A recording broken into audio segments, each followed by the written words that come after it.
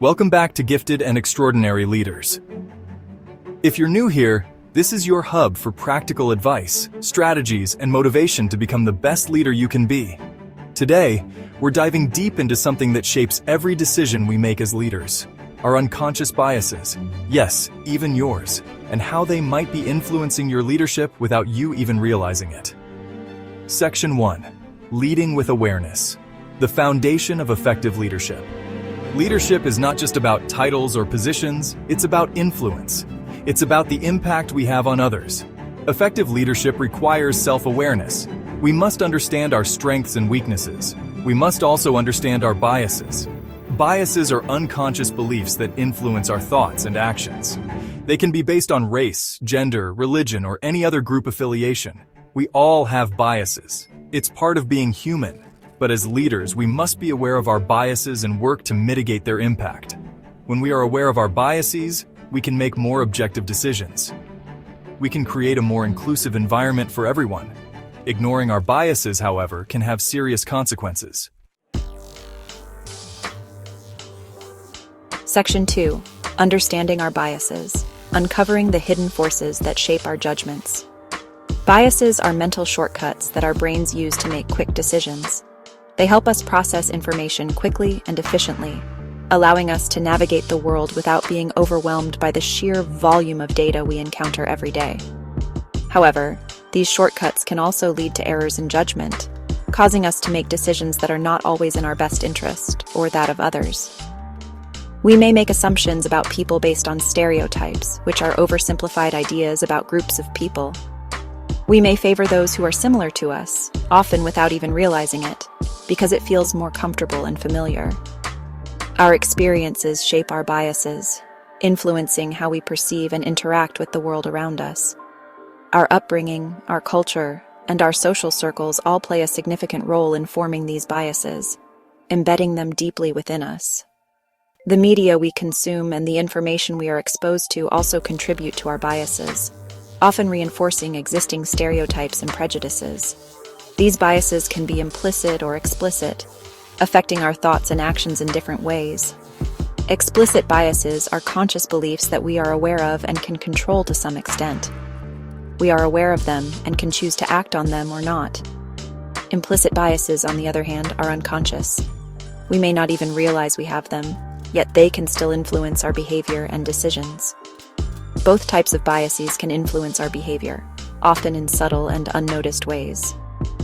We might unknowingly discriminate against someone based on an implicit bias, leading to exclusion and marginalization. This can lead to unfair treatment and missed opportunities for those who are unfairly judged.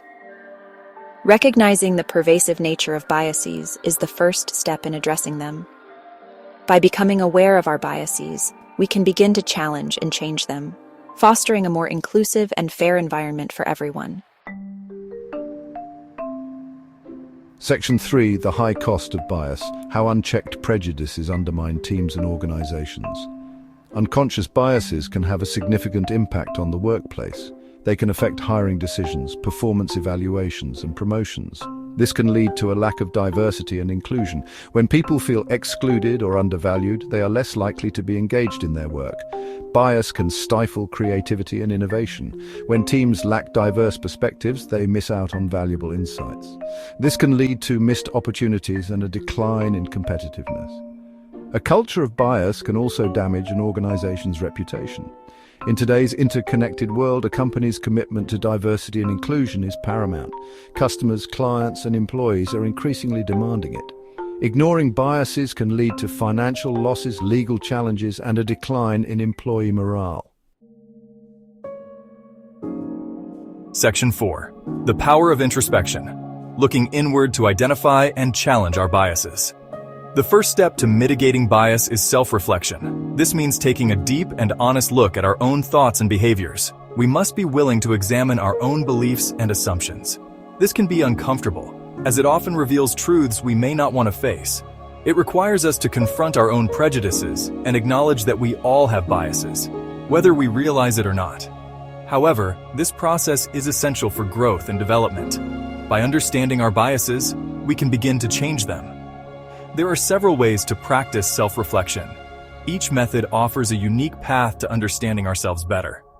We can journal about our thoughts and feelings, capturing our inner dialogue on paper.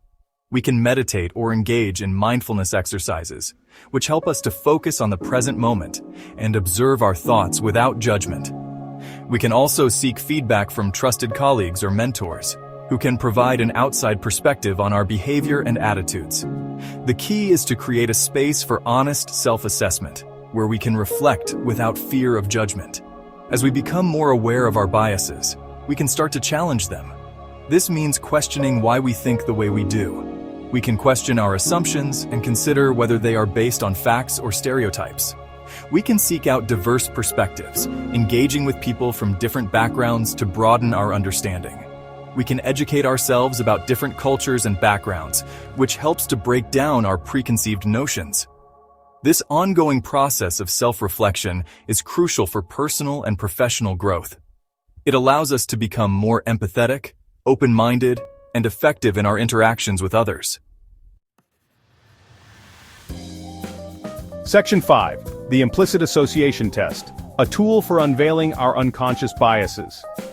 The Implicit Association Test, often referred to as the IAT, is a valuable tool for uncovering unconscious biases. It provides a unique window into the hidden parts of our minds, revealing biases we might not even be aware of. Developed by researchers at Harvard University, the IAT measures the strength of associations between concepts, such as black people or gay people, and evaluations like good or bad, or stereotypes like athletic or clumsy. This groundbreaking tool has been instrumental in social psychology research. The test works by measuring the speed at which individuals can categorize words or images. This speed or reaction time is crucial because it reflects the automatic associations in our minds. For instance, participants might be asked to categorize faces as either black or white and words as either pleasant or unpleasant. The task might seem simple, but it can reveal deep-seated biases. The IAT then measures how quickly participants can pair these categories together. Faster pairings suggest stronger unconscious associations, while slower pairings indicate weaker associations. The results of the IAT can be quite surprising. Many people are taken aback when they see their own results, which often contradict their conscious beliefs.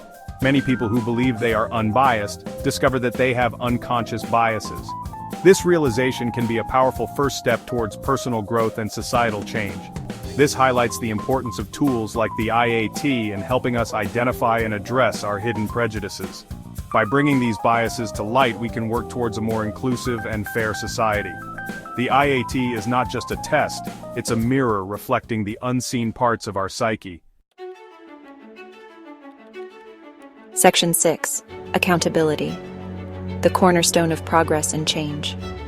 Accountability is crucial for addressing bias. As leaders, we must hold ourselves accountable for our words and actions. We must also create a culture of accountability within our organizations. This means establishing clear expectations for behavior, providing training on diversity and inclusion, and having systems in place to address bias when it occurs. This might include a reporting mechanism for incidents of bias or a diversity council that advises on policy decisions. When we are accountable to each other, we are more likely to identify and address our biases. Accountability should not be seen as punitive. It is about creating a safe space for learning and growth. When we know that we will be held accountable for our actions, we are more likely to be mindful of our behavior. Section 7. Building a culture of inclusion. Creating a workplace where everyone feels valued and respected. Building a culture of inclusion requires a multifaceted approach. It starts with leadership commitment. Leaders must champion diversity and inclusion at all levels of the organization. They must create a vision where everyone feels valued and respected. This vision should be reflected in the organization's policies and practices. Recruitment strategies should target a diverse pool of candidates. Promotion criteria should be fair and objective. Training programs should educate employees about unconscious bias and cultural sensitivity. Creating a culture of inclusion is an ongoing process. It requires constant effort and attention. But the rewards are significant. When employees feel included, they are more engaged, productive, and innovative. Section 8. The transformative power of courage. Leading the charge against bias. Confronting bias requires courage. It requires us to challenge the status quo. It requires us to speak up when we see injustice. It requires us to be uncomfortable. But this discomfort is necessary for growth and change. As leaders, we have a responsibility to create a more just and equitable world. We must be willing to challenge our own biases and the biases of others. We must be willing to stand up for what is right, even when it is difficult. The journey towards a more inclusive world is not easy. There will be setbacks and challenges, but we must remain committed to the goal. The future depends on it.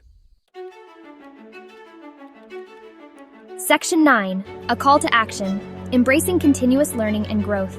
The fight against bias is a marathon, not a sprint. It requires ongoing learning and development. We must stay informed about the latest research on bias. We must seek out opportunities to challenge our own assumptions. We must engage in open and honest dialogue with others. This includes listening to and learning from those who have different experiences than our own. The process of unlearning bias is continuous. It requires humility, curiosity, and a willingness to grow. By embracing continuous learning, we can become more effective leaders. We can create more inclusive and equitable workplaces. We can build a better future for everyone. Section 10 Conclusion. Building a more just and equitable future. Bias is a complex issue with far-reaching consequences. It affects our workplaces, our communities, and our world. As leaders, we have a responsibility to address bias and create a more just and equitable future. This requires self-awareness, accountability, and a commitment to continuous learning. It requires courage to challenge the status quo and speak up against injustice. The journey may be challenging, but the rewards are immeasurable. Let us embrace this challenge with open hearts and minds. Let us work together to create a world where everyone has the opportunity to thrive. I'll close out this video with a quote by Yao Ming. "A good leader must be fair. The future depends on it." Thanks for watching.